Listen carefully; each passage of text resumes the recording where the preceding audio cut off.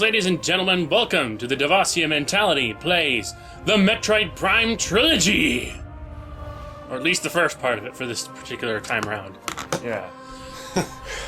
Now, I should mention, if it hasn't been made clear already through my Metroid Other M playthrough, not the biggest Metroid fans ever. Just like the first time we ever played a Metroid game was, well, actually this one. We played the Trilogy. It was a rental, because we could actually manage to rent it back then. Then the Trilogy became uber rare, and, well, there we go. So yeah. Beginning of Metroid Prime! On a device spaceship, attract a vessel on Tallon 4. 3 years ago, below the surface of planet Zibis, the mercenaries, known as space pirates, were defeated by interstellar bounty hunter Samus Aran. Descending to the very core of the pirate stronghold, Samus exterminated the energy-based parasites called Metroids, and defeated Mother Brain, the leader of the pirate horde. But the space pirates were far from finished.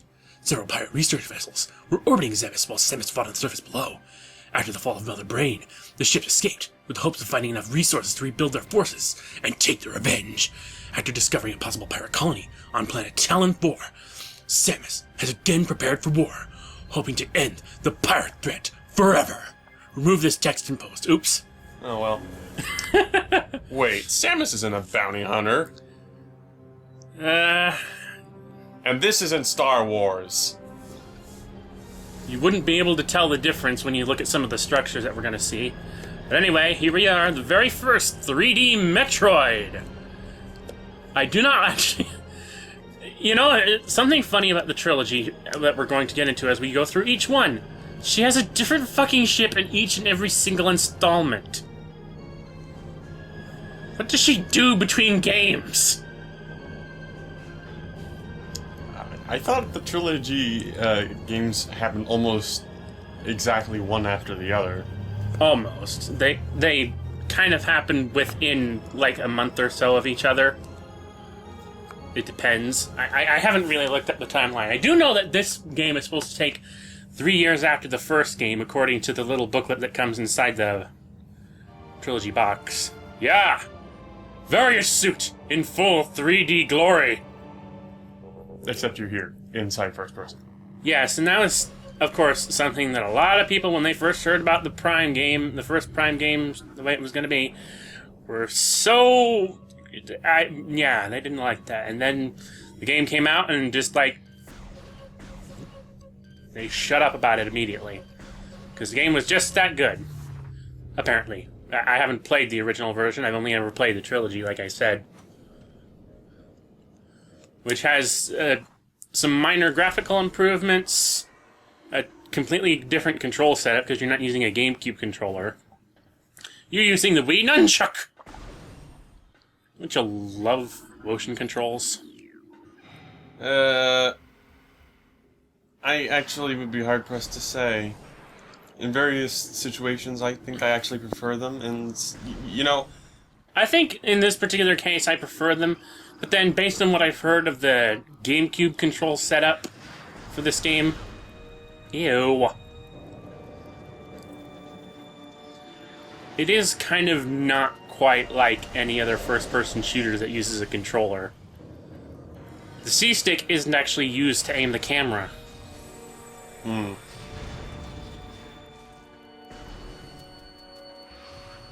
That's one of the biggest complaints I hear about the game, aside from, well, something we're going to get into later.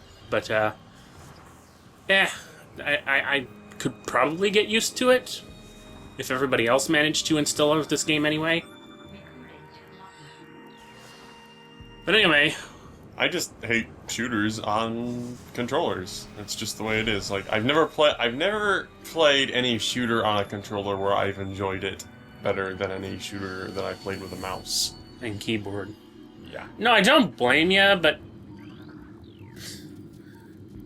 a lot more games these days are more focused on gamepads for controlling everything, including shooters. I don't quite get that mentality, but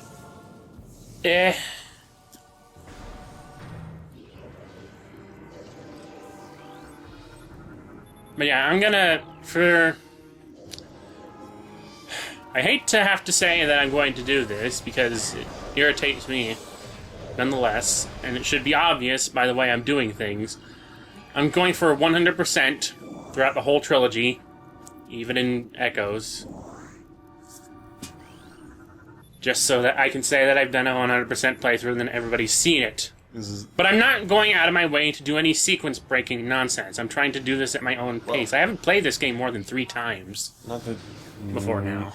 Not that you can do as much sequence breaking in this version of the game.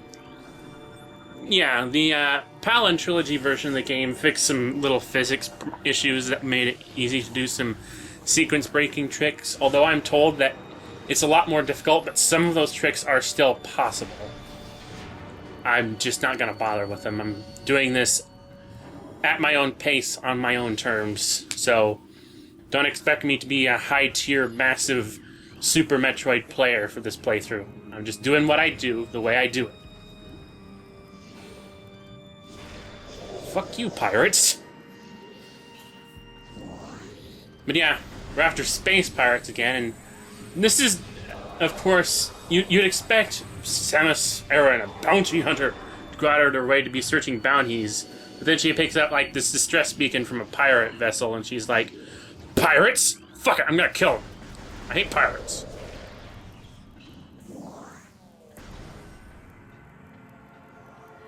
Yes, a bounty hunter with a moral complex. Well, she did used to work for the Galactic Federation, at least according to certain sources. But yeah, after playing Metroid Other M, I recently figured out that apparently Metroid Other M, despite it looking back on the Prime series as being non-canon, it's more like the other way around. Metroid Other M was based more on the manga series, which completely ignores the Prime trilogy. I gather that's just Japan being Japan, hating first-person everything, and not liking the Prime trilogy because of that, but really? You have to say a game's non-canon. You have to look on it with non-acceptance. Dickbags. Yeah, you know, I love Japan for a lot of things, but really? Well, they just... I gotta say, it's not like they've made many, sides. They haven't made any side-scrolling Metroids that I can think of in a long time. Not since Zero Mission. Mm-hmm.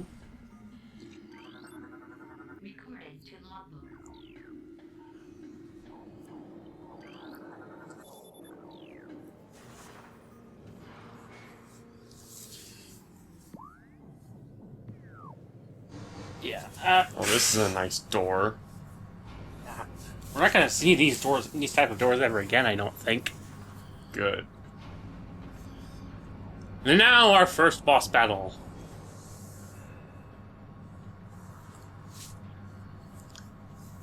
I gather you played the trilogy before a long time ago. What do you even remember about it? Hardly anything. But you know how I am. I've got a terrible memory. I don't have the best memory either, but I can remember things selectively.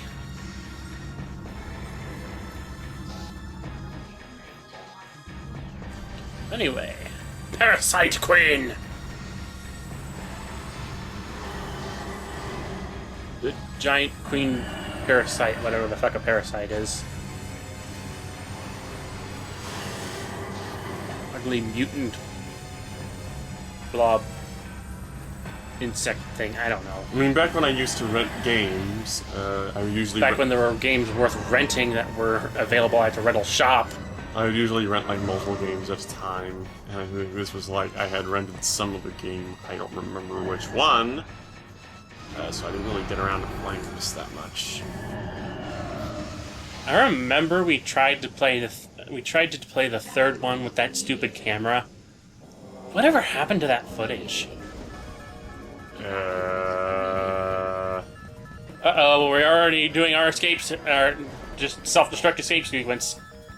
Wait, really? Yep, we gotta go. We gotta go. The place is gonna just self-destruct in 7 minutes, 6 minutes, whatever. Oh, with that amount of time, you could take a leisurely stroll back. Back in my day when Blaze guns okay. Everything goes exploding. Anyway. Back in my day, there are other advantages to the Trilogy version, or at least the new play control version. Yeah, there was a new play control version, which is what the Trilogy is based off of, but the new play control version was only released in PAL region. So instead, they decided, for American release, they decided to just release all 3 games here at once on one Trilogy, and then immediately discontinue the stupid Trilogy. So we had to get this one used. Yep. It wasn't too expensive, like 40 ducks. 40 ducks? 40 ducks. Alright. But yeah, here's another advantage of the Trilogy version. In case you weren't paying attention, you can use the jump ball. You can do a morph ball jump in Metroid Prime 1 and 2. Now, the only way you could jump in the original version of the game was doing a bomb jump. Here, you just flick the Wiimote up and boing. And was that? That was part of the... That was originally the way Corruption controlled. They just added it to the first 2 versions, and my god, it makes things so much easier in certain cases. Because you don't have to rely on bombs for everything.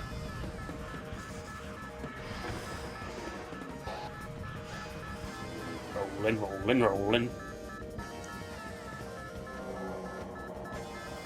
Boing.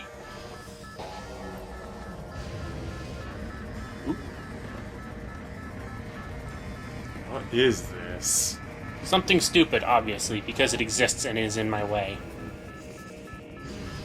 Is it a tram? I don't know what it is. It's a way out, as far as I'm concerned. So let's get going. Time to escape from wherever we are. What the hell? Oh my god, no! Ridley! Oh no! Panic attack! No panic attack. No, because that's not the way Samus is. No. Of course, it's really hard to tell the way Samus is when she's a complete mute in every other game except Other M, which, my god, I really do not care for Other M depiction of her either.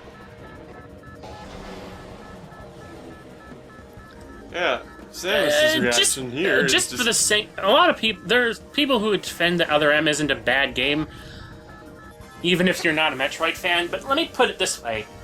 I played that game twice, and I honestly have no fucking... Oh, fuck. Speaking of stupid things that happen because of plot... What? How does this even happen? Explosion! Yeah, okay, sure. But no, even putting Metroid Other M on its own merits, not even as a Metroid game, it was dull beyond all recognition. I wouldn't play it again. The controls were alright, but they were stupendously, stupidly limiting, and I just... As a game, it's dull. Dull, dull, dull, dull, dull.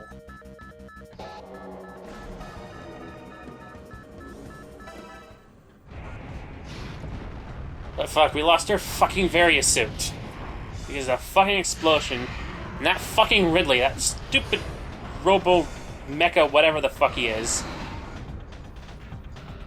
Honestly, Samus I'm gonna chase him down and fuck him up because he's a fucking nuisance. Samus here doesn't even really seem all that surprised. She shouldn't be! Well, I suppose she should, because this technically would be the second time she's faced off with Ridley.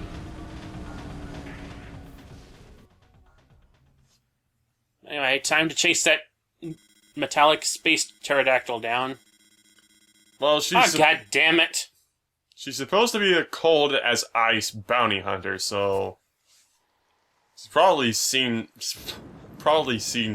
more shit in her time that would be surprising than just Ridley coming back even once.